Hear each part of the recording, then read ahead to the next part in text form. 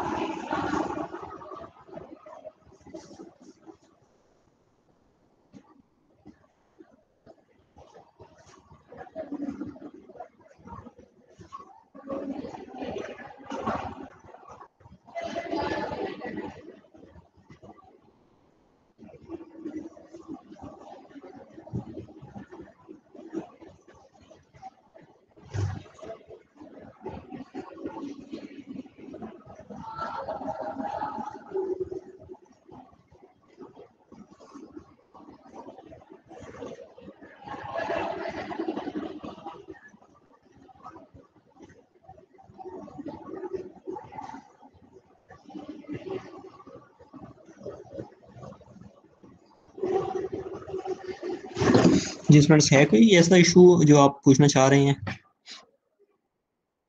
Problem या कोई?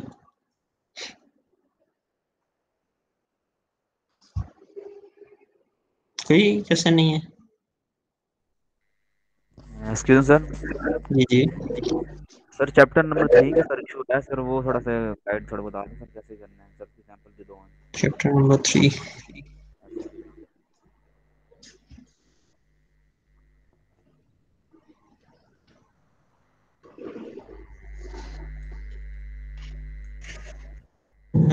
जी students, ये मैकेनिकल प्रॉपर्टीज से मुतलिक है इसके मटेरियल के। इसमें हम वो टेंसाइल टेस्ट जो है वो होता कैसे है, अरेंज कैसे करते हैं। मतलब एक स्पेसिमेन लेते हैं, उसकी जो ये गेज लेंथ होती है दो स्पेसिफिक पॉइंट के दरमियान, और उसको फिर आप इलोंगेट करते हैं एक्सटेंसोमीटर में या यूनिवर्सल टेस्टिंग मशीन में। तो उसके अगेंस्ट जो है एक स्ट्रेस स्ट्रेन कर्व बन जाता है, और उसके रीजन है डिफरेंट, इलास्टिक रीजन है। इसको अगर देखें, स्ट्रेस स्ट्रेन कर्व में हमारे पास इलास्टिक रीजन होता है। ये जो जा रही है ना, ये वाली लाइन, ये आपका इंजीनियरिंग है, इंजीनियरिंग कर्व। और अगर आप, और इंजीनियरिंग कर्व उस वक्त आता है जिस वक्त आपने जो डिवाइड करना है एफ ओवर ए, अगर एरिया आप ओरिजिनल रखें तो इंजीनियरिंग आती है। और अगर इंस्टेंटेनियस एरिया रख दें, इंस्टेंटेनियस एरिया, तो फिर ये आपकी ट्रू फ्रैक्चर स्ट्रेस आती है, ये ट्रू स्ट्रेस स्ट्रेन कर्व आती है। ठीक है, यानी आप ओरिजिनल एरिया से, यानी इनिशियल एरिया से डिवाइड कर रहे हैं तो इंजीनियरिंग आ रही है। और अगर आप इंस्टेंटेनियस एरिया से डिवाइड कर रहे हैं तो फिर आपके पास ट्रू कर्व आ रही है। इसके रीजन की बात की जाए तो इलास्टिक रीजन है, उसके बाद ये यील्डिंग का है, स्ट्रेन हार्डनिंग का है, नेकिंग है। दो बड़े अगर बताए जाएं तो एक इलास्टिक बिहेवियर हो जाता है, एक प्लास्टिक बिहेवियर हो जाता है। रीजन की बात की जाए चार हो जाते हैं: elastic region, yielding, strain hardening और नेकिंग। तो जहां तक लीनियर रिलेशन रहे स्ट्रेस और स्ट्रेन में, हौसला वैलिड हो, वो है प्रोपोर्शनल लिमिट। प्रोपोर्शनल लिमिट से यील्ड पॉइंट तक जो है ना, वो इलास्टिक लिमिट तो होती है पर वो लीनियर नहीं होती, नॉन लीनियर होती है। उसके बाद यील्ड पॉइंट आ जाता है जो कि ऑनसेट ऑफ प्लास्टिक यील्डिंग है। यील्ड पॉइंट का मतलब क्या है? Onset of plastic deformation. फिर आपके पास एक यहाँ एक मैक्सिमम पॉइंट आता है जिसको यूटीएस, अल्टीमेट टेंसाइल स्ट्रेस कहते हैं।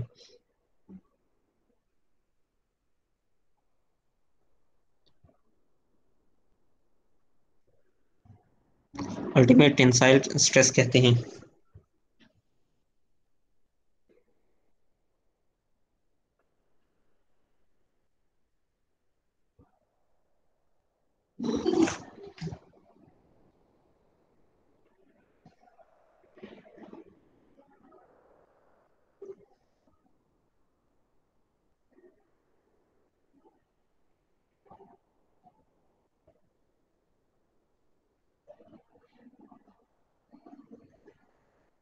यहाँ मैक्सिमम जो स्ट्रेस बेयर कर सकते हैं, यह जहाँ तक जा सकता है, वो है अल्टीमेट स्ट्रेस, यूटीएस।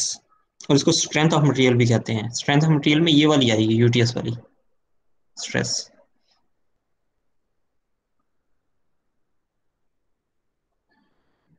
अच्छा, ये वाला जो ग्राफ शो हुआ है स्ट्रेस स्ट्रेन कर्व का, ये है अगर आपका मटेरियल हो डक्टाइल। और ब्रिटल हो ना तो उसकी शेप ज़रा डिफरेंट होती है, वो ज़रा इस तरह होती है।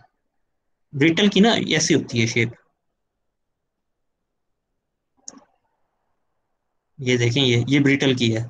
तो उसमें आप, अगर आपने निकालना हो ब्रिटल मटेरियल में, आपको डिस्टिंग्विश नहीं होता यील्ड पॉइंट। तो यील्ड पॉइंट या यील्ड स्ट्रेस निकालने के लिए आप एक ऑफसेट मेथड लगाते हैं।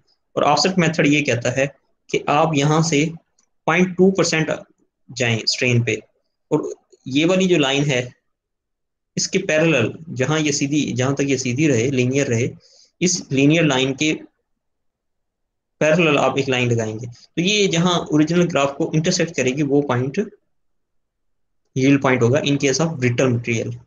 तो ये एल्यूमिनियम की उन्होंने दिखाई है, ब्रिटल मटेरियल की।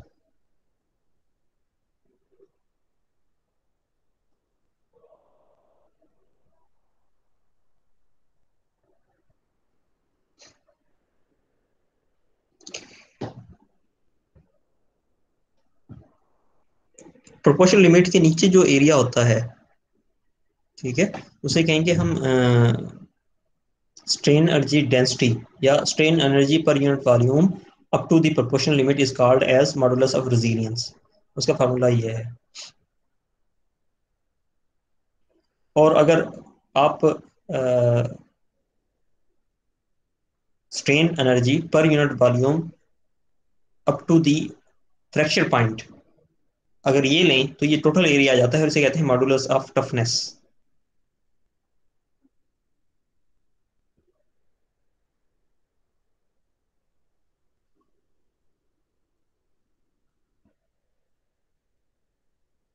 तो इसमें और क्या स्टूडेंट्स, हमने एक पॉइजन रेशो और पढ़ी थी मेरा ख्याल है।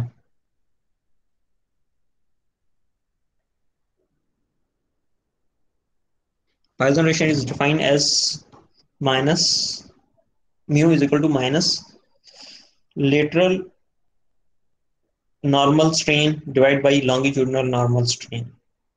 एप्सिलॉन होता है नॉर्मल स्ट्रेन का सिंबल, तो एप्सिलॉन लेटरल और epsilon longitudinal, that is called as Poisson ratio.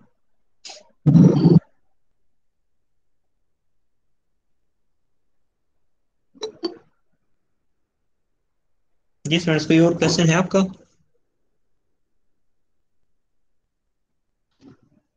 आप लोगों के क्वेश्चन सारे हो गए हैं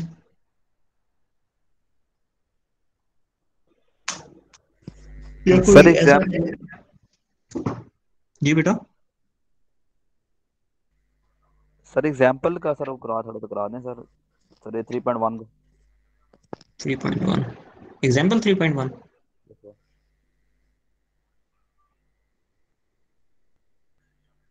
अच्छा, ये आपको जस्ट इसका कंसेप्ट देने के लिए जो पीछे हमने पढ़ा होता है, वैसे ये इतनी मतलब वो नहीं है, क्या कहते हैं, कोई बहुत ज़्यादा मुश्किल या कोई बहुत ऐसी अहम एग्जांपल उस तरह नहीं है। लेकिन ये कि पिछले कंसेप्ट को समझाने के लिए है। वो कहता है attention test for a steel alloy result in the stress strain diagram shown in figure this. ये फिगर दिखाई गई है। Calculate the modulus of elasticity and yield stress based on 0.2% offset method. आपने क्या करना है जी, ऑफसेट मेथड लगाना है। Identify on the graph the ultimate stress and the fracture stress. Ultimate और फ्रैक्चर स्ट्रेस जो है ना वो भी आपने वो करनी है, आइडेंटिफाई करनी है ग्राफ। अच्छा, इसमें ऐसे है कि उसने दो असल में ग्राफ बनाए हैं, एक ही डायग्राम पे पर दो ग्राफ बनाए हैं। बेसिकली इसे दो अलग अलग डायग्राम पे बनाने चाहिए थे ये। ठीक है, तो ये आपके पास गिवन है ये वाला ग्राफ। इस ग्राफ को देखते हैं तो हमें पता चलता है कि ये जो है ये 0 से और कोई 120 के नीचे नीचे 110 के नीचे नीचे है ग्राफ ये। ठीक है, अब उस जो ग्राफ है, ये वाला ग्राफ, इसको अगर मैग्नीफाई किया यहाँ तक, इतने हिस्से तक ये वाला अगर मैग्नीफाई किया जाए और उसको अलहदा से एक और ग्राफ पे ड्रा किया जाए, तो वो ये ग्रीन वाला ग्राफ शो किया है। ये क्यों शो किया है कि यहाँ वैल्यूज जो चेंज हो रही हैं, ये यहाँ से लेके यहाँ तक ये जो वैल्यूज चेंज हो रही हैं, हमने लगाना ऑफसेट मेथड और इसको क्लोजली देखना बड़ा जरूरी है। इस वजह से उसने ये इंफॉर्मेशन फर्दर दी है। और इस इंफॉर्मेशन के मुताबिक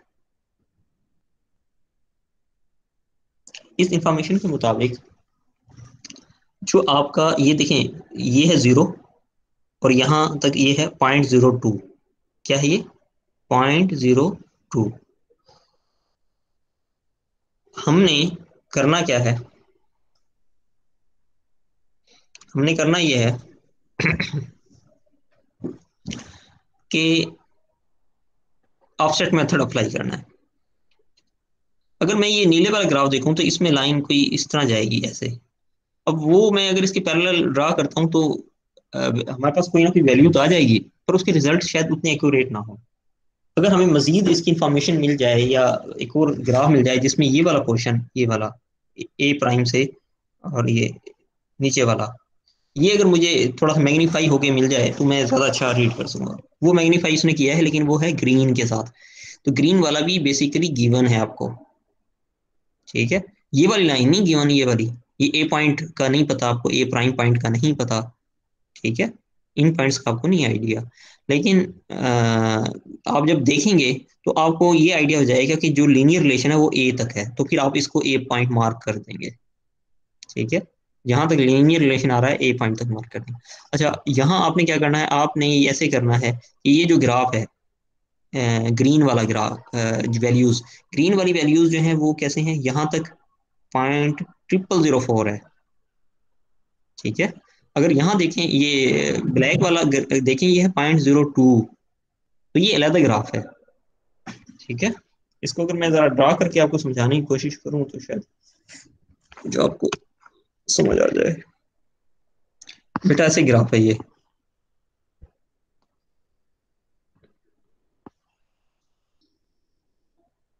ठीक है, इस ग्राफ पे जो वैल्यूज हैं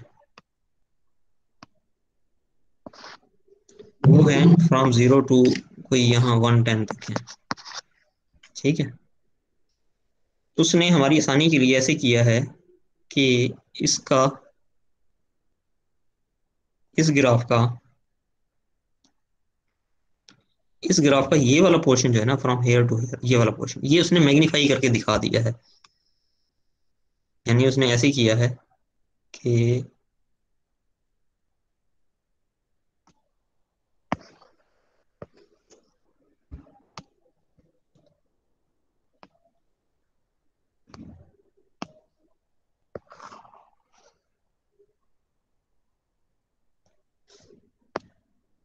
दोनों में फर्क क्या है, यहाँ जो यूनिट चल रहे हैं वो है 0.02, फिर आएगा 0.04, फिर आएगा 0.06।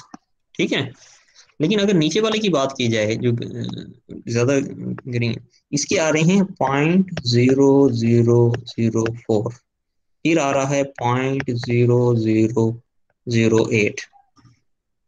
तो ये बेसिकली दो उसमें गिवन है। अब हमने क्या करना है, हमने ये करना है, यहाँ से देखना है कि ये सीधी लाइन कहाँ तक जा रही है, वो जा रही थी ए पॉइंट तक, उस ए पॉइंट को मार्क कर देना है आपने। इस लाइन के जो ये सीधी आ रही है, ये लाइन सीधी लाइन है, इसके आपने पैरेलल, इसके पैरेलल 0.02, 0.02 जो है वो, अब ये इसको आगे चलते जाएं, इसको लेके जाते जाते जाते जहां ये आ जाएगा 0.002, क्या चीज, 0.2% का मतलब क्या होगा, 0.2% इज इक्वल टू, सॉरी मैंने सही वैल्यू नहीं लिखी,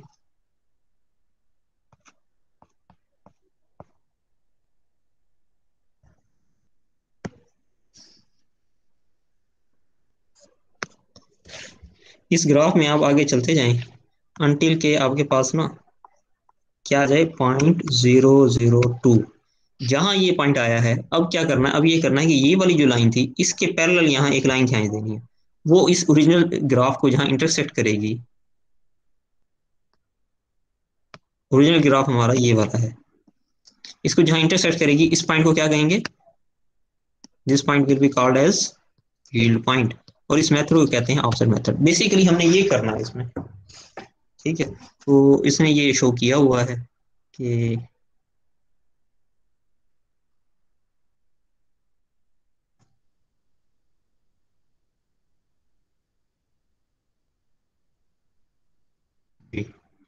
इसने यहाँ क्या किया हुआ है जी,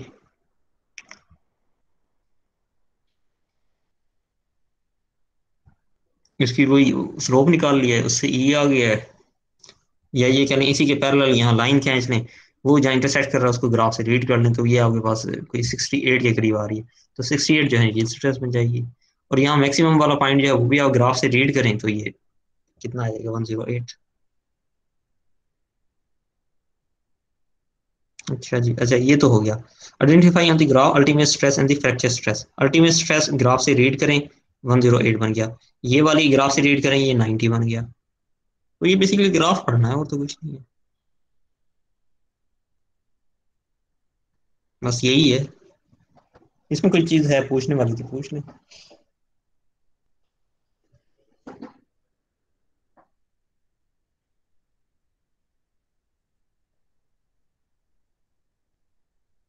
और अगर ये मैग्नीफाई ना होता आप इस यहाँ अगर ग्राफ ड्रा करना चाहें इस वाले में, तो यहाँ भी हो सकता है ग्राफ ड्रा, लेकिन उसके लिए क्या होगा कि आप ये .0.002 यहाँ फर्ज करें आ रहा है, तो आप क्या करेंगे, इस लाइन के पैरेलल ये लाइन लगाएंगे, तो इसने जहाँ इंटरसेक्ट किया है ये आपका यील्ड पॉइंट है। और इस मेथड को क्या कहते हैं, ऑफसेट मेथड।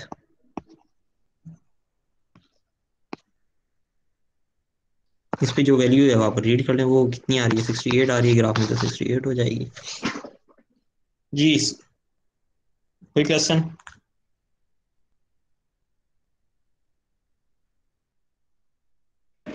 सर इस पे जो पैरेलल लाइन लगानी है वो अपनी मर्जी से लगानी है या फिर? अपनी मर्जी से नहीं लगानी बच्चे, ये अगर क्वेश्चन गिवन होगा तो आपको ये ग्राफ पे गिवन होगा, आपने सिर्फ ये करना है कि ये जहां तक आपने ये देखना कि ये लाइन, ये वाली लाइन जो शुरू में गिवन है, उसके पैरेलल आपने लाइन ड्रा करनी है।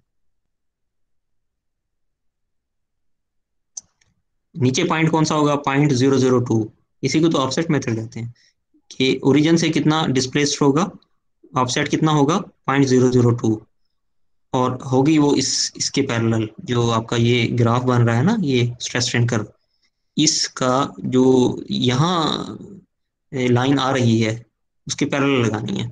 अच्छा, ये लाइन का एक खासियत होगी कि ये लाइन कहीं तक एक हद तक जो है ना वो मतलब लाइन रहेगी, उसके बाद ये ना कर्व में चेंज जाएगी, जहां से ये कर्व में चेंज हो वो आप नहीं लेना, सिर्फ और सिर्फ जहां सीधी लाइन आ रही है, स्ट्रेट लाइन आ रही है, तो आपने वो ले लेनी है। जी, any more question? Sir parallel sir axis appendix वाला वाले थ्योरम क्वेश्चन भी थोड़ा करवा दें। जी, कौन सा क्वेश्चन, कौन सा?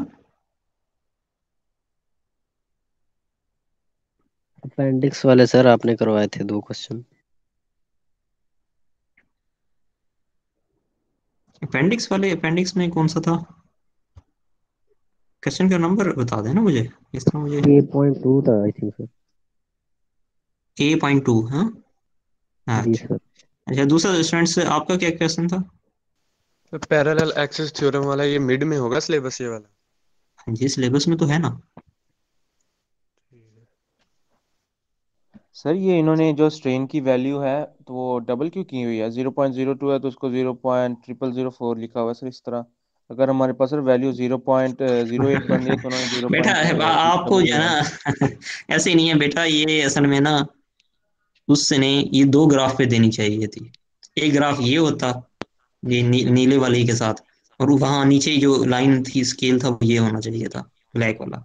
और दूसरी एक और वो इसी को जो है ना मैग्नीफाई करके देते हैं, जैसे अगर मैं ये यहाँ बात करूं, ये जैसे ये है कि यहाँ उसने एक तस्वीर दी है, और फिर बाद में दोबारा उसने इसको मैग्नीफाई कर दिया है। अब अगर आप बाहिर देखें तो ये यहाँ से लेके यहाँ तक कम होगा देखने में, वैसे तो मतलब स्केल के मुताबिक ही है, और यहाँ देखा जाए तो ये ज्यादा है, बस इतना फर्क है। उसमें भी इसी तरह मतलब उसको ना दो अलहदा ग्राफ शो करने थे, लेकिन उसने स्पेस बचाने के लिए अ, या थोड़ा सा एक ही ग्राफ पे शो कर दिया।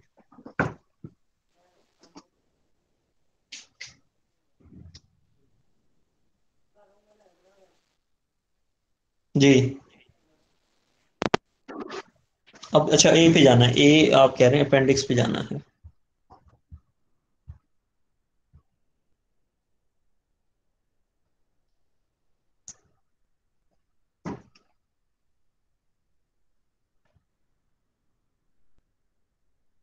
A.2 कह रहे थे, A.2 ये है बेटा, जी सर। A.2। जी बेटा। इसकी समझ नहीं आया सर किस तरह किया है इन्होंने।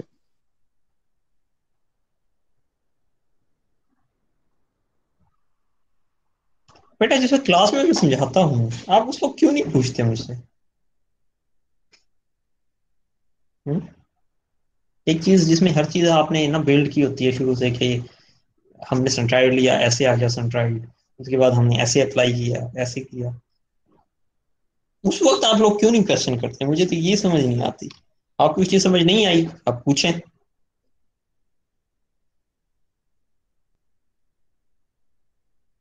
हुँ? इसमें हमने निकालना क्या है जी? स्टेटमेंट पढ़े स्टूडेंट, जिसने मुझसे पूछा है वो जरा स्टेटमेंट पढ़े इसकी। Determine the moment of inertia of the cross-sectional area of the T-beam. 79 है 69 है? 69 सर। अच्छा ये 79 अपना माइक ऑफ रखें यार, 79 अपना माइक ऑफ करें। 69 नहीं 79 को कहा है मैंने ऑफ करने का। 69 से तो मेरी कन्वर्सेशन है ना, मैं तो उसे समझाने लगा हूँ। अच्छा बेटा 69 जी सर। इसमें स्टेटमेंट क्या है कि हमने क्या करना है? Moment of inertia find out करना है sir. About T beam. Determine about moment of inertia of the cross sectional area of जी पढ़ें। T beam shown in figure. About centroidal X prime axis. हाँ exactly, centroidal X prime axis. अब ये जो centroid है, ये इस T section का सेंट्रोइड है। सबसे पहले मेरा क्वेश्चन ये है कि सेंट्रोइड आपको निकालना आता है? अगर हमने इसका सेंट्रोइड निकालना हो तो निकाल सकते हैं? क्या फार्मूला होगा इसका सर? सेंट्रोइड होता क्या है? पहले मुझे बताएं सेंट्रोइड क्या होता है, पहला मेरा सेंटर क्वेश्चन। पॉइंट होता है। सेंटर पॉइंट होता है। और उस सेंट्रोइड को हम डिनोट किससे करते हैं? सिंबल क्या होता है सेंट्रोइड का?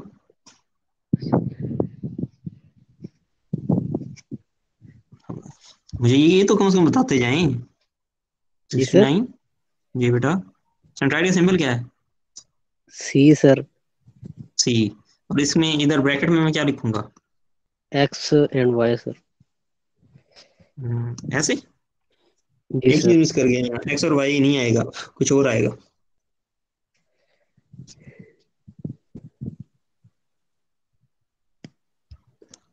एक्स बार और वाई बार आएगा। जी सर। ठीक है, और जी एक्स बार सर। और वाई बार हैं क्या?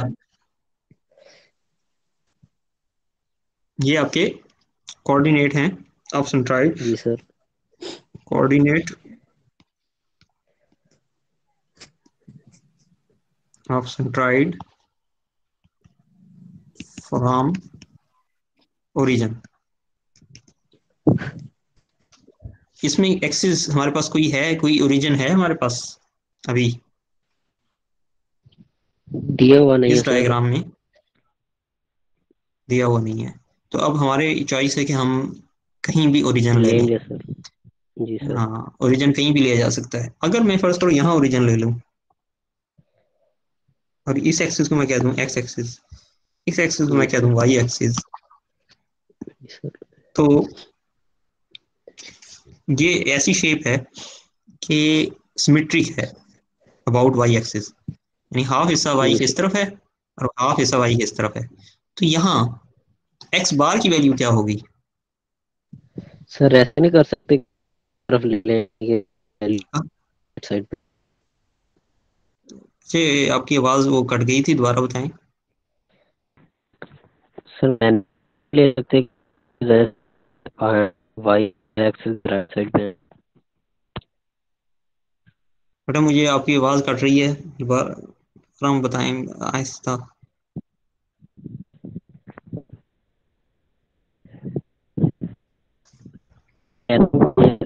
जो है शायद कोई नेट का इशू है। बहरहाल चलो मैं अपने तौर पे आगे प्रोसीड करता हूँ। यहाँ एक्स बार की वैल्यू क्या होगी? वो होगा इसमें से पास कर रहा है, ठीक है, यानी यहाँ एक्स की वैल्यू 0 है तो एक्स बार क्या आ जाएगा? 0। ये मैंने डायरेक्ट कैसे लिख दिया? सिमेट्री की वजह से लिखा है। अगर किसी को समझ ना आए तो वो इस पे वो बेसिक फार्मूला भी लगा सकता है, जो कि मैं वाई बार पे लगाऊंगा। वाई बार का फार्मूला क्या होगा? A1 Y1 plus A2 Y2 divide by A1 plus A2। Y bar निकाल लेंगे अब। जी सर। अच्छा, मुझे ये बता दें कि Y1 की वैल्यू क्या होगी यहाँ। A1 कौन सा ले रहे हैं और Y1 की वैल्यू क्या होगी?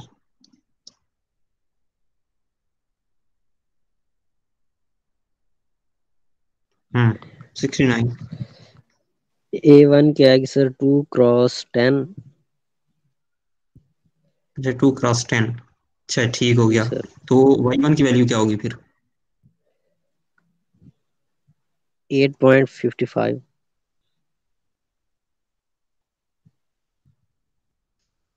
बेटा अभी हमें ये पता ही नहीं है सेंट्राइड कहाँ लोकेट है।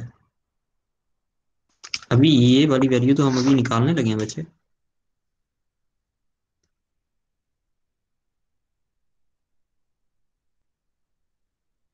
यानी मैं जो क्वेश्चन समझाने लगा हूँ उसमें अभी ये वैल्यू नहीं है, अभी सेंट्राइड हमें निकालना है।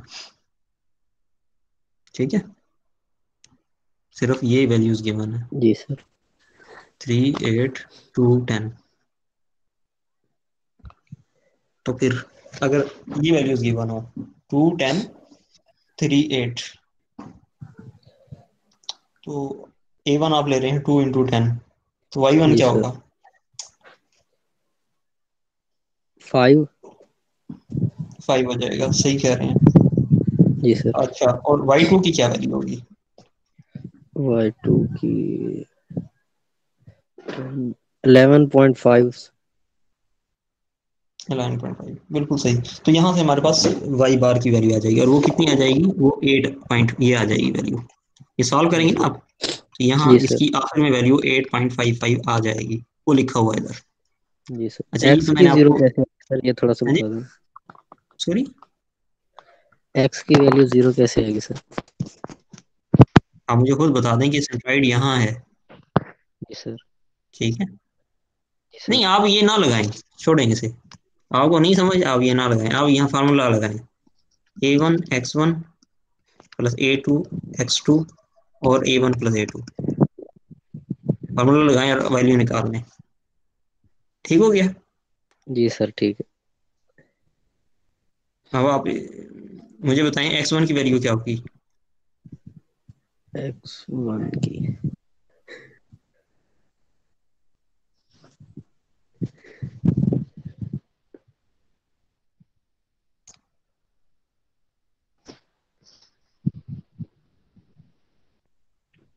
1। 1 कौन सा वाला 1? ये सर ये आप यहाँ ले रहे हैं कोई पॉइंट? हम्म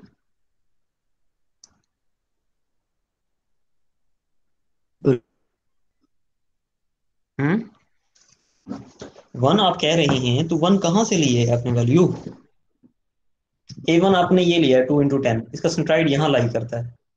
जी सर। ठीक है, तो ओरिजिन से एक्स एक्सिस के अलॉन्ग कितना ही डेविएट हुआ है?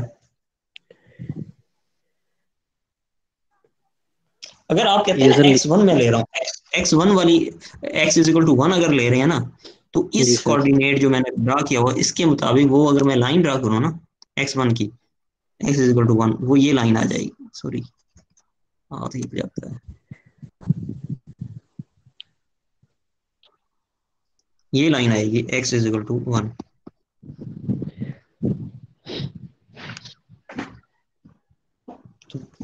तो आपका सेंट्राइड तो यहाँ लाई कर रहा है, इस एरिया का जो है A1 का जी जो सर। सेंट्राइड है वो तो यहाँ लाई कर रहा है। तो इसका क्या वैल्यू आएगी X की? 0। 0। तो इधर 0 पुट कर दें। X2 की वैल्यू क्या आएगी? सर X1 की वैल्यू 0 कैसे आएगी सर? आप मुझे खुद बताएं बेटे कि क्या वैल्यू आनी चाहिए? 0 नहीं है, चलो फिर क्या आनी चाहिए?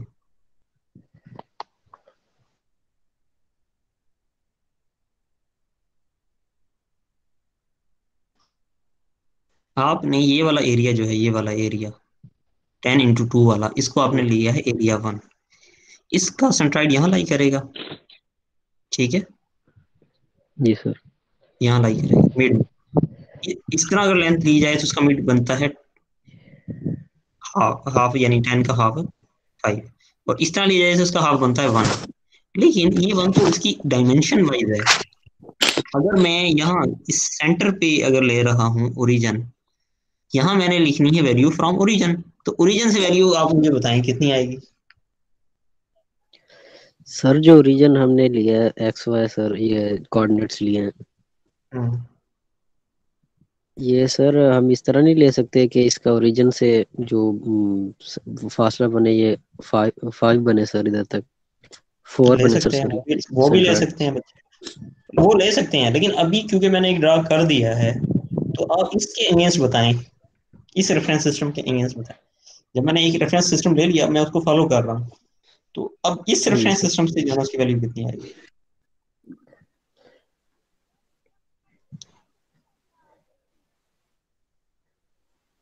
अगर मैं यहाँ से रेफरेंस सिस्टम ले लेता हूँ जिससे मैंने लिया हुआ है, तो यहाँ x1 की वैल्यू 0 है। एक स्टूडेंट कहता है नहीं सर 0 नहीं होनी चाहिए, तो मैं इससे पूछता हूँ क्या होनी चाहिए फिर वैल्यू।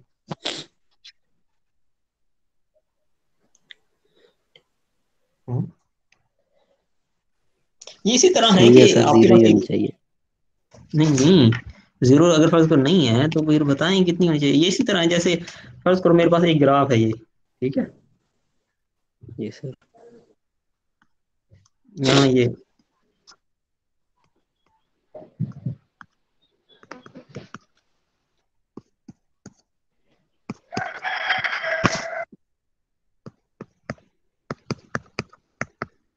ये फर्ज करो ग्राफ है। अगर मैं मतलब पॉइंट अगर गिवन आपको यहाँ हो, यहाँ एक पॉइंट गिवन है, ठीक है, पॉइंट गिवन यहाँ है, तो अब कोई पूछे कि इसके एक्स की वैल्यू क्या आएगी यहाँ, अगर ये पूछा जाए कि एक्स की वैल्यू यहाँ क्या आएगी इस पॉइंट की, 0 आएगी सर। 0 आएगी सर। अब कोई कहे नहीं सर वो 0 क्यों आ रही है, मैं अब उसको क्या समझाऊं, मुझे खुद बताते हैं। और वाई की वैल्यू क्या आएगी यहाँ, 3 सर। तो ये ग्राफ रीड करना है बच्चे, मतलब अगर आप रेफरेंस सिस्टम है, इसका ओरिजिन ये है यहाँ। अब इस केस में ओरिजिन यहाँ लिया हुआ है मैंने, और पॉइंट जो है वो यहाँ लाई करता है, ये वाला, ये पॉइंट है। अब मैं इसका पूछ रहा हूँ कि जी इसका क्या आएगा, x1 0 ही आएगा। वो कहेंगे नहीं जी एक 0 नहीं आएगा, अब मैं इसको क्या कहूँ।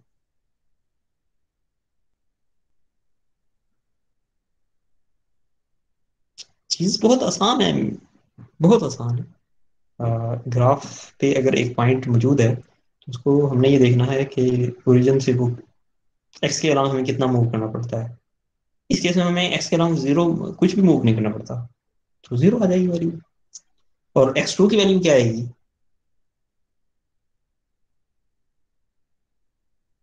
जी 69 आपसे ही पूछ रहा हूँ, x2 की वैल्यू क्या आएगी।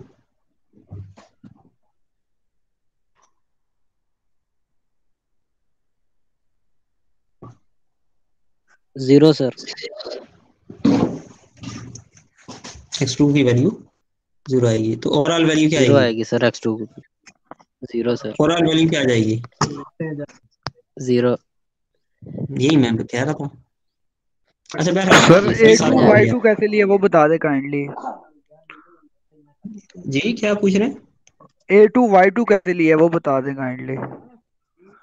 A2 Y2 कैसे लिया है, ये वाला स्टूडेंट्स इसमें A2 ये वाला एरिया लिया हुआ है। A2 जो एरिया उसने बताया, उसने लिया है, वो ये लिया है, ये वाला, इसका सेंट्राइड है ये, ठीक हो गया। तो यहाँ ये डायमेंशन कितनी बन जाएगी 1.5, ये वाली, यहाँ से ये जो है 3 का हाफ यानी 1.5 हो जाएगी। अच्छा ये तो इसकी डायमेंशन है, हमने लेना है वैल्यू ओरिजिन से, तो ओरिजिन से यहाँ तक कितनी बनेगी, 11.5 सर। तो ये 11.5 लिखेंगे इसकी जगह। A2 की जगह क्या आ जाएगा, 8 इंटू 3 24 24 आ जाएगा, और ये 11.5 आ जाएगा। सर एरिया समझ नहीं, यहाँ पर एरिया हम ले रहे हैं 11.5 ना, तो y2 हम क्या लेंगे इसका सेंटर तक? एरिया 11.52 कहाँ दे रहे हैं, एरिया कौन सा, एरिया तो 8 इंटू 3 यानी 24 ले रहे हैं, ये सही एरिया है सर, जी, ओके। 24 ले रहे हैं एरिया तो। Okay sir, okay.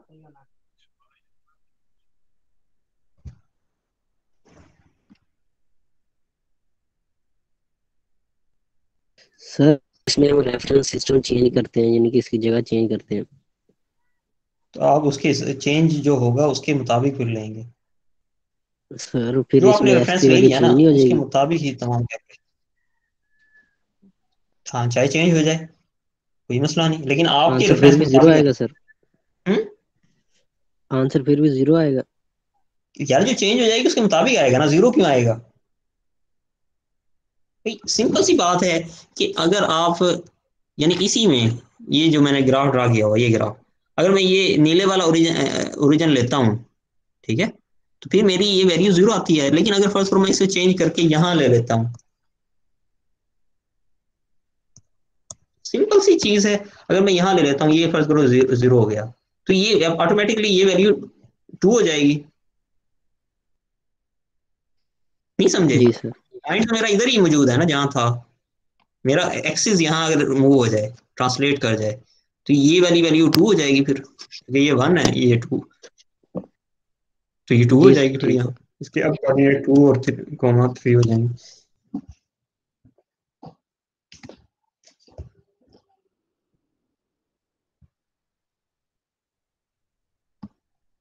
अच्छा जी, ये सारी चीजें होने के बाद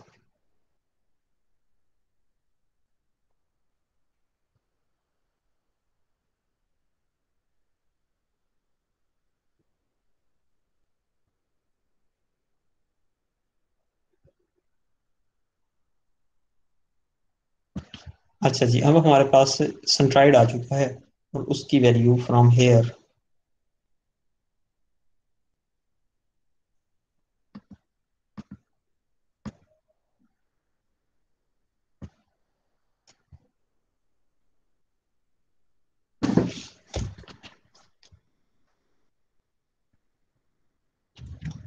ये आ गया 8.55।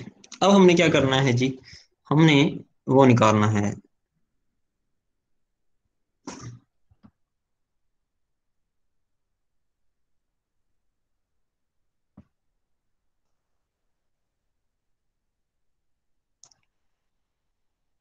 अब हमने क्या करना है, इसके अबाउट, इस एक्सिस एक्स प्राइम एक्सिस के अबाउट हमने निकालना है, लेकिन इससे इस पे निकालने से पहले हमें इस एक्सिस के अबाउट निकालना पड़ेगा और इस एक्सिस के अबाउट निकालना पड़ेगा।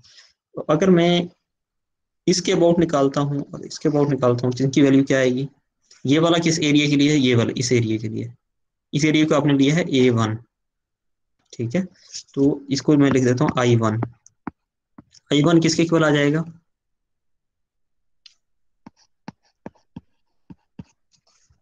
I1 कौन सा है, इसकी डायमेंशन 2 10, 10। और I हमारे पास साइकिल के केस में होता है बी डी क्यूब ओवर 12, ठीक है, ये उस वक्त है जिस वक्त ये डायमेंशन बी है और ये डायमेंशन डी है, और हम इसके अबाउट ले रहे हैं, इस एक्सिस के अबाउट, तो ये आ जाएगी बी डी ओवर 12। अगर ये डायरेक्शन चेंज हो जाए, इस डायरेक्शन के अबाउट अगर निकालना हो, तो इस डायरेक्शन जो डिफरेंट कलर वाला है, इस वाला आई जो आएगा, आई वाई कह रहे हैं आई, ये आ जाएगा B cube into D over 12, ठीक है। तो इसको याद रखने का आसान तरीका मैंने बताया था कि जहाँ जिस एक्सिस जिसको काट रही हो ना उसका क्यूब आएगा, तो यहाँ डी कट रहा था, ठीक है, ग्रीन में, तो इस वजह से डी का क्यूब आया, इस केस में बी कट रहा था तो बी का क्यूब आया। अच्छा जी, ये चीजें समझाने के बाद तो ये I1 जो आ जाएगा वो हमारे पास सिंपली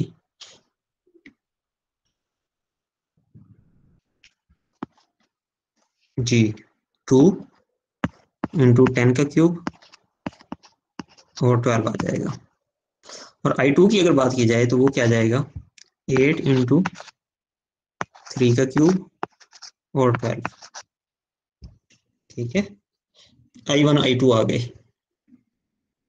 अब हमने इन वैल्यूज को यहां शिफ्ट करना है, तो आई एक्स प्राइम एक बोला जाएगा I1 प्लस AD स्क्वायर, ठीक है। क्योंकि ये एरिया 1 है इसलिए इसको एरिया 1 का नाम दे दिया, D1 दे दिया। D1 ये डिस्टेंस होगा फ्रॉम हियर, ये डिस्टेंस D1 होगा, ठीक है। ये उस वक्त होगा जिस वक्त हम इस I1 का इफेक्ट यहाँ शिफ्ट कर रहे हैं पैरेलल एक्सिस थ्योरम लगा के, ठीक है। नीचे वाले एरिया का यहाँ जाएगा, ऊपर वाले एरिया पे भी हमने लगाना है। मैं कलर चेंज कर देता हूँ, plus I2 plus A2 D2 square. अब यहाँ D2 क्या होगा, D2 ये होगा,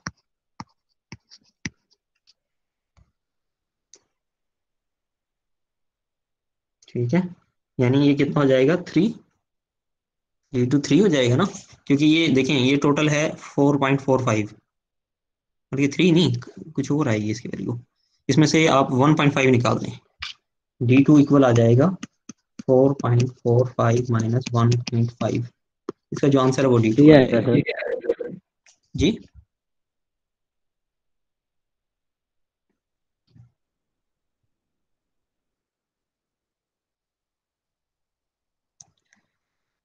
देखिए ना, ये टोटल यहाँ इस लाइन से x प्राइम से लेके यहाँ तक टोटल है 4.45 और इस पॉइंट तक कितना हो जाएगा डिस्टेंस, ये 4.45 में से 1.5 निकाल दें आप, ये ऊपर वाला निकाल दें तो बाकी ये रह जाएगा, ये D2 है। अच्छा जी, D1 कितना होगा, D1 क्या होगा 8.55 में से D1 क्या होगा,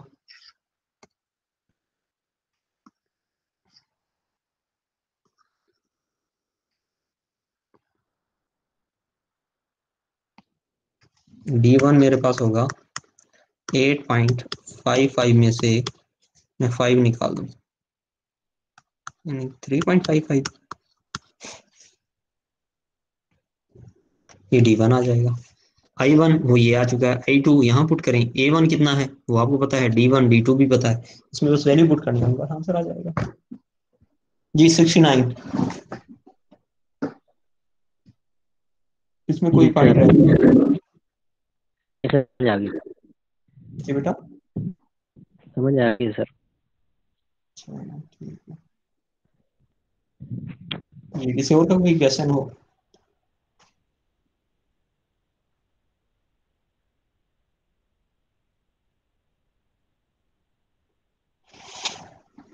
किसी और का कोई क्वेश्चन हो।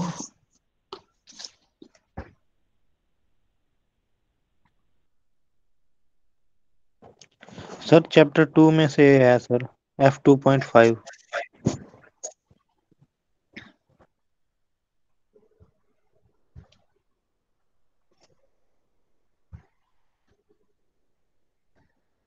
रोल नंबर क्या है बेटे आपका?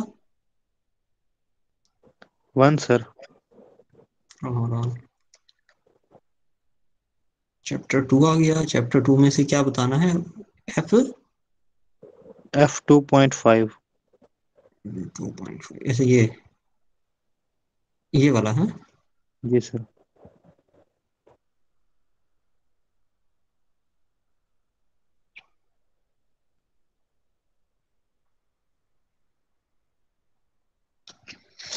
जी बेटा, ये जी स्क्वायर प्लेट है, डिफॉर्म हो रही है।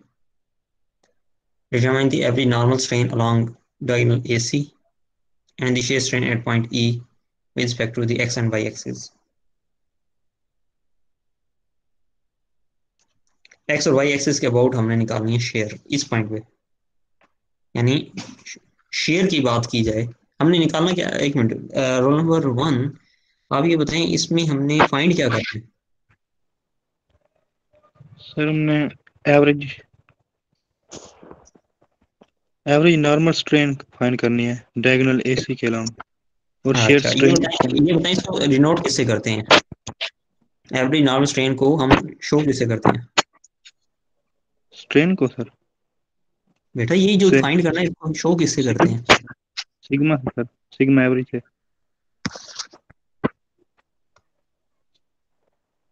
आप ये कह रहे हैं सिग्मा एवरेज ऐसी? नो सर, इसे ये आपने खुद ही कहा है सिग्मा एवरेज। सर इसे गैमा से शो करते हैं सर। सर ये गैमा स्ट्रेन, जी सर। गैमा एवरेज से, यानी आप ये कह रहे हैं एवरेज नॉर्मल स्ट्रेन को हम गैमा एवरेज से शो करते हैं, ऐसे ही है?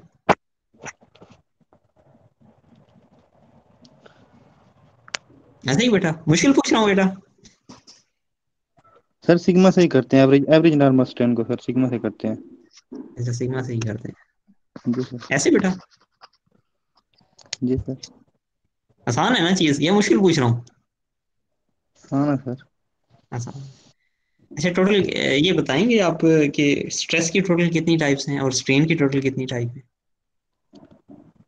Stress, normal stress, shear stress और स्ट्रेस की बात की नॉर्मल जाए स्ट्रेस। तो वो आप कह रहे हैं नॉर्मल स्ट्रेस शेयर स्ट्रेस। और शेयर स्ट्रेस होती है। जी सर। और इसको शो किससे करते हैं नॉर्मल स्ट्रेस को? सिग्मा से सर। सिग्मा से। और शेयर स्ट्रेस को? शेयर स्ट्रेस को एप्सिलॉन से सर। नो एप्सिलॉन से। सर, गैमा से सर।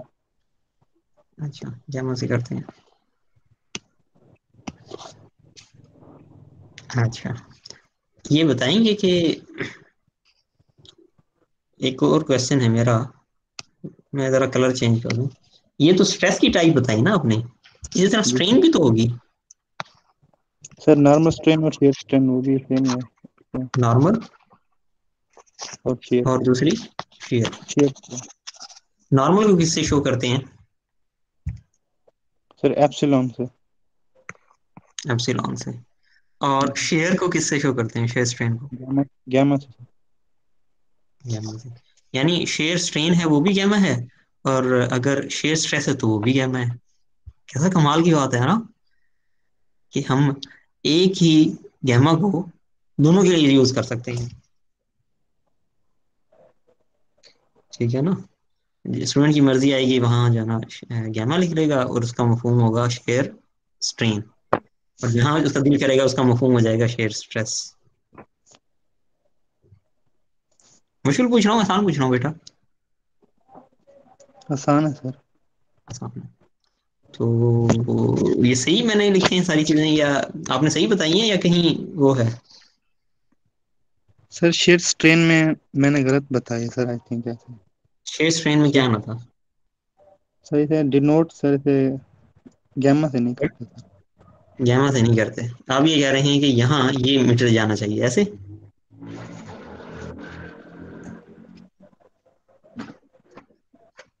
सर ये शेयर स्ट्रेस को सर, हम्म? शेयर स्ट्रेस को सर गैमा से नहीं करते। अच्छा इसको गैमा से ही करते हैं और इसको नहीं करते? जी सर। अच्छा तो किससे करते हैं?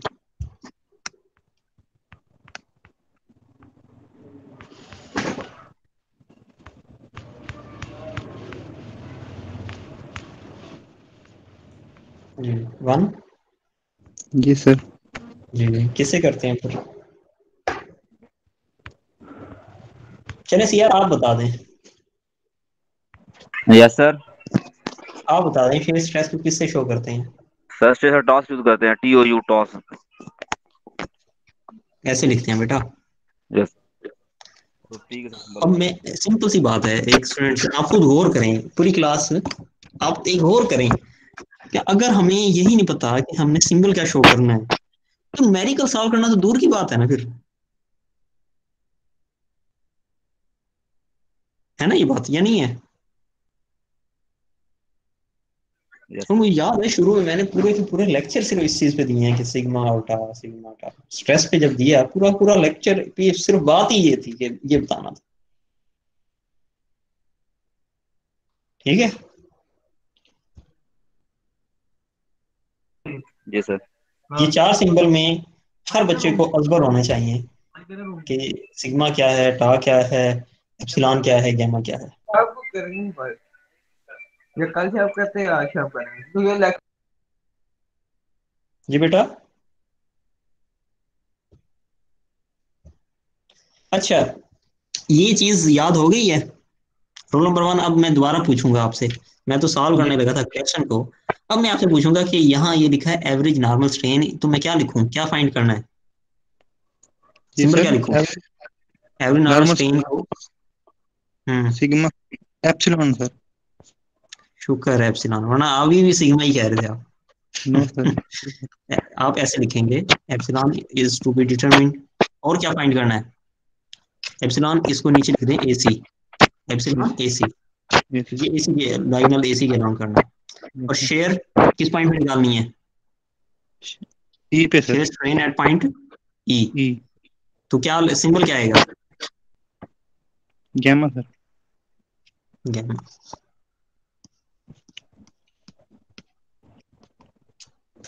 ये दो चीजें हमें निकालनी है। अब इसकी डेफिनेशन क्या होती है नॉर्मल स्ट्रेन की।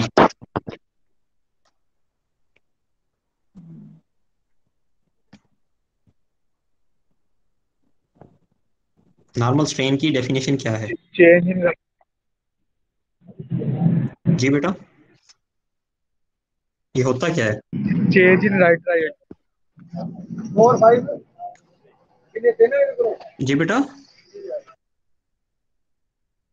यानी कि sir change in right angle is equal to shear strain pi over 2 minus theta. ये नॉर्मल स्ट्रेन की बात हो रही है पहले इसकी। आप गैमा बता रहे हैं या एप्सिलॉन बता रहे हैं, इसका बता रहे हैं ना। जी सर। अच्छा, इसका आप कह रहे हैं ये इक्वल होता है change in right angle shear strain point ई पे। और ये एप्सिलॉन के इक्वल आ जाएगा ऐसे। जी सर। एप्सिलॉन होता है नॉर्मल स्ट्रेन, और नॉर्मल स्ट्रेन जो है वो चेंज इन राइट। बेटा आप गलत बता रहे हैं, नॉर्मल स्ट्रेन ये नहीं होती। नॉर्मल स्ट्रेन सर होती है change in length over length. ना, चेंज इन लेंथ और ओरिजिनल लेंथ, ये है फार्मूला। और गैमा का क्या फार्मूला है। गैमा का सर फार्मूला है पाई ओवर 2 माइनस थीटा। इसमें थीटा से क्या मुराद है। थीटा सर एंगल जो हम फाइंड करेंगे उसके मिड में ई पॉइंट पे शेयर स्ट्रेन जो आगे वो चेंज हो रहा है। जी हाँ जी, टोटल जो एंगल होगा वो थीटा होगा। जी सर। अच्छा, ये पता है तो पहले हम यहाँ इसके साथ प्रोसीड करते हैं। ये है चेंज इन लेंथ और ओरिजिनल लेंथ। और चेंज इन लेंथ जो है वो अगर देखा जाए तो हुआ क्या है, हुआ ये है कि जिस वक्त आपने ये अप्लाई किया है तो ये ना, ये थोड़ा सा ना इस तरह हो गया है। ये ए प्राइम सी प्राइम है, तो बेसिकली ये हमने क्या करना है, ए प्राइम सी प्राइम माइनस ए सी ओवर ए सी, ये निकालना है कि आपके पास जो ओरिजिनल लेंथ थी, ठीक है, और जो final length minus original length divide by original length, ये करना है। ओरिजिनल लेंथ क्या है, ए सी। अब ये वैल्यू कितनी आएगी ए सी की, अगर ये आपके पास 300 है, ये आपके पास 300 है, सॉरी ये है, ये टोटल 300 है और ये भी 300 है, तो ये कितनी आ जाएगी वैल्यू 300। बेटा एसी कैसे 300 आ जाएगी, एसी कितना आएगा, एसी की वैल्यू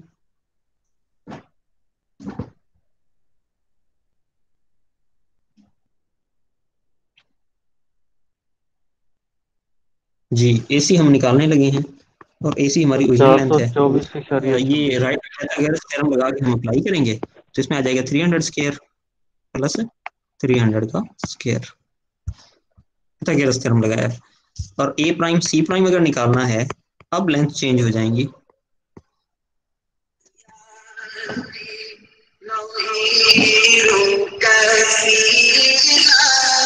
एक मिनट, ये सर की कॉल आ रही है। अस्सलाम वालेकुम। जी जी जी जी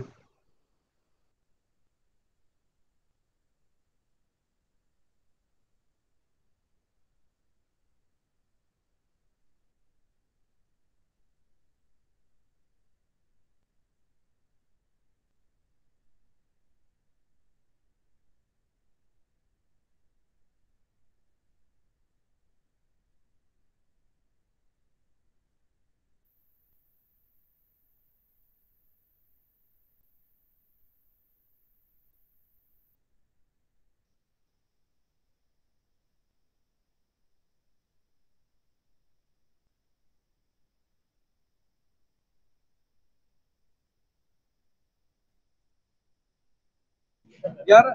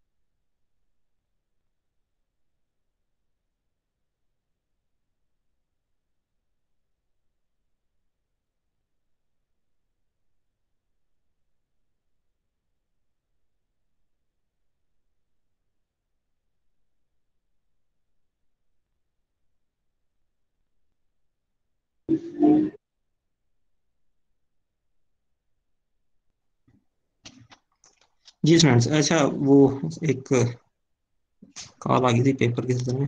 अच्छा एनी हाउ स्टूडेंट्स, हम बात कर रहे थे ए प्राइम सी प्राइम की। अगर ये निकालना हो तो ये हमारे पास टोटल ये वाली कितनी लेंथ बन जाएगी? टोटल 306। यानी ये वाली अगर देखा जाए ये लेंथ बन जाती है 306, और ये वाली लेंथ बन जाती है, ये टोटल लेंथ बन जाती है 296। चार निकाल दिया ना 300 में से, और इसमें 6 ऐड कर दिया, 3 और 3, तो ये 306 और 296, तो ये बन जाएगा 306 का स्क्वायर प्लस 296 का स्क्वायर। तो इसमें पुट करें, वैल्यू आ जाएगी। ठीक हो गया, एप्सिलॉन की वैल्यू आ जाएगी। हो जाएगा? यस सर, हो जाएगी।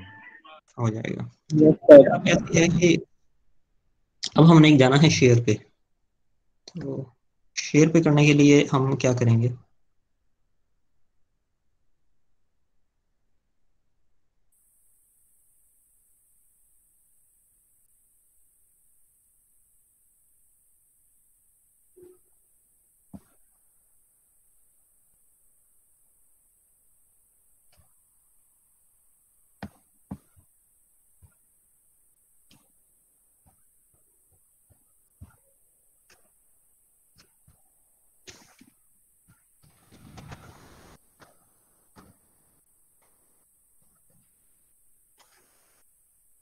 ये है हमारा प्रॉब्लम, और शेयर पे अब हमने जाना है। शेयर पे करने के लिए हमें क्या करना होगा? हमें ये देखना होगा कि एंगल में चेंज कितना आ रहा है। उसके लिए क्या होगा कि एक तो हमारे पास ये है, दूसरी जो होगी वो ये है, चेंज होकर लाइन ना। अब ये जो टोटल एंगल बनेगा, ये एंगल कहलाएगा थीटा। ठीक है, जो डिफॉर्म होने के बाद टोटल एंगल बना है वो है थीटा। इसमें इस थीटा का अगर मैं हाफ करूं तो क्या आ जाएगा? Theta by 2।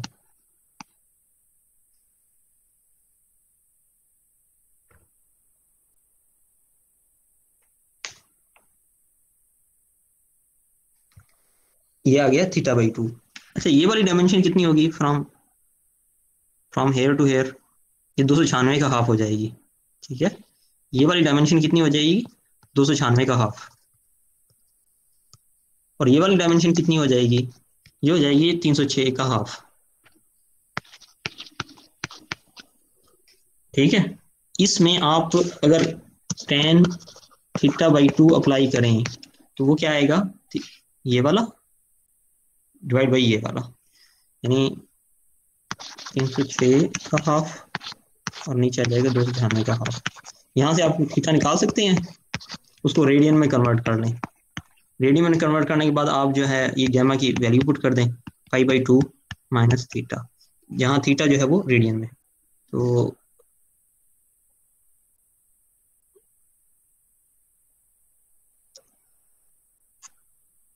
तो फिर आप यहाँ से जान निकाल सकते हैं।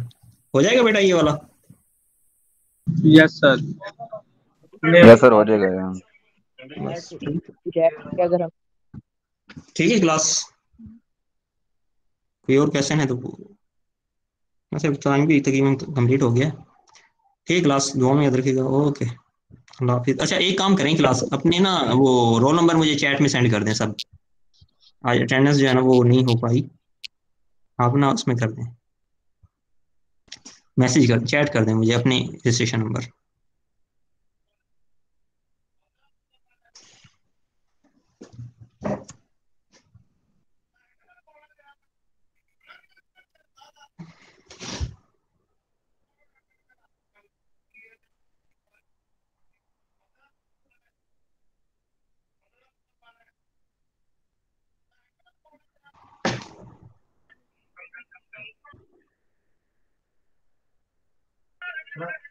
सर क्वेश्चन 3 ही आएंगे सर, पार्ट वगैरह तो नहीं होंगे उसके?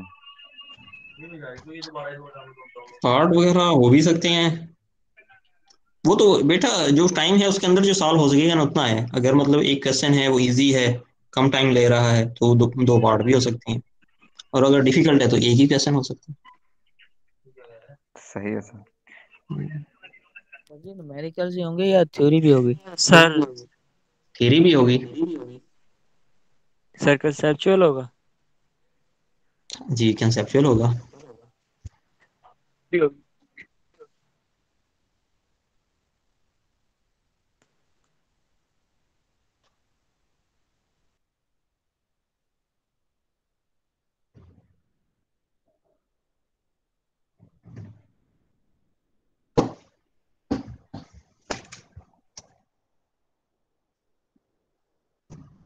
चले ठीक है क्लास। सर थ्योरी में क्या आ सकता है फॉर एग्जांपल? थ्योरी में जो थ्योरी की चीजें पढ़ी हैं, डेफिनेशन पढ़ी हैं, कुछ चीजें पढ़ी हैं, ये पॉइजन रेशियो है, स्ट्रेस स्ट्रेन कर्व है, ये चीजें, ये टाइप्स होगी इसकी, normal force, shear force, normal stress, shear stress, और normal strain, shear strain, torque और मोमेंट में फर्क, ये चीजें हमने पढ़ी हुई हैं, तो ये इनमें से आ सकता है कुछ भी। Modulus of resilience, modulus of toughness, ये चीजें हमने पढ़ी हुई हैं। Sir okay sir. चले ठीक है, ओके, अल्लाह हाफिज। Okay sir. सर